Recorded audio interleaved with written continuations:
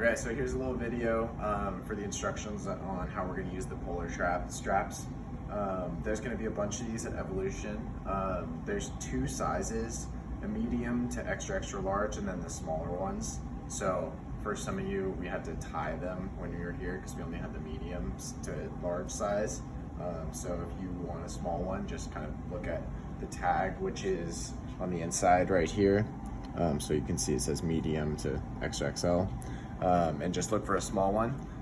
They have a code on the top, and that's what you'll use to check out the heart rate monitors. You'll just write down which one you used and use your personal code, date, and the group you're in, which is group correlates with number of times per week, so 1, 2, or 3.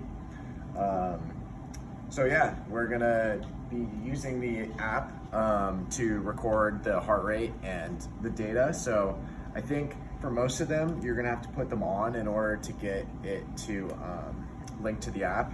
And so just put it on backwards usually. You guys all did this when you came in here, but just as a reminder, it goes above your sternum and then on the skin. And if you haven't set up the app yet, it's gonna ask you to input some generic kind of like demographic information. You don't really need to create an account. The app works just fine without having created an account. You totally can if you want to log all that information, start using Polar. It's not an advertisement for them, but then on here, this is the home screen it'll take you to. Right now it's set to running with like a GPS thing. We don't really want to use GPS since we're running on a treadmill. And so you can click on that plus and select treadmill running, and it takes away the GPS. But first, you can go to settings down at the bottom and click on heart rate sensor. And it looks like I've already paired to this at some point, but let's say I hadn't. If it's a new one, you remove pairing from the one you had linked previously, and then you can check to make sure that that ID matches the one on the top, and then pair. Because if you're linking them, well, you probably won't be linking them in the room with all the other heart rate monitors, but they might all come up if you do that. So you can just close out of that.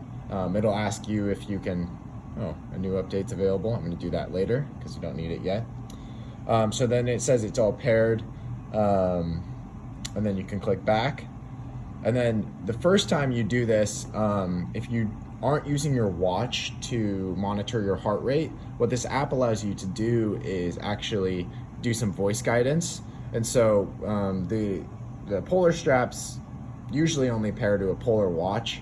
And so unfortunately, if you have like a Garmin, it won't pair to that. You can't get the reading on your watch. But what you can do, it'll be set to distance on the default setting for, that would be like for mile splits, it'll read them off. But what you can do is set it to time, and then you can select what intervals you want it to read you your heart rate at.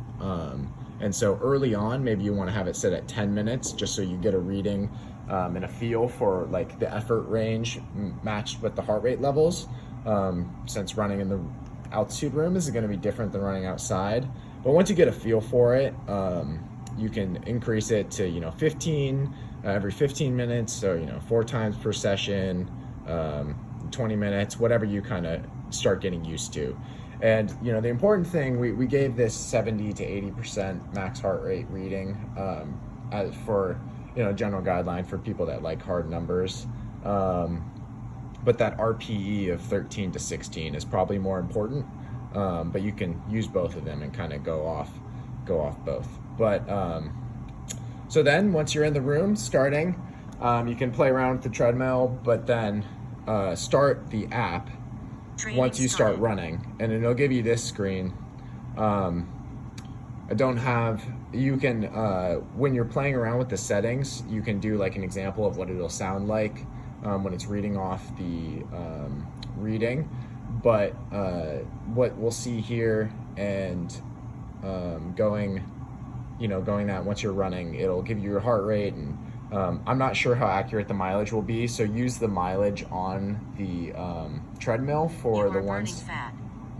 They use the mileage on the treadmill for when you're doing like logging on the survey. We're gonna ask you how many miles you ran on the treadmill, and then also how many miles you ran that week.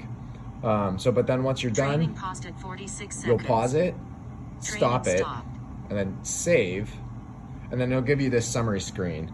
And so really all we're concerned about is that average heart rate.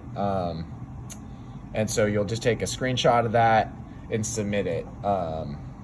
And so I've had someone submit like an HIC file, and that one was pretty tough to see. So just when you're uploading that, saving it to your photos, and then texting it to your computer, emailing it to yourself, whatever you do to get it onto that Qualtrics survey, a JPEG is the best file for that.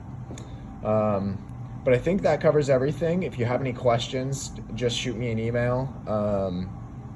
And yeah, I think that should about cover it. So cheers, thanks, and enjoy the running.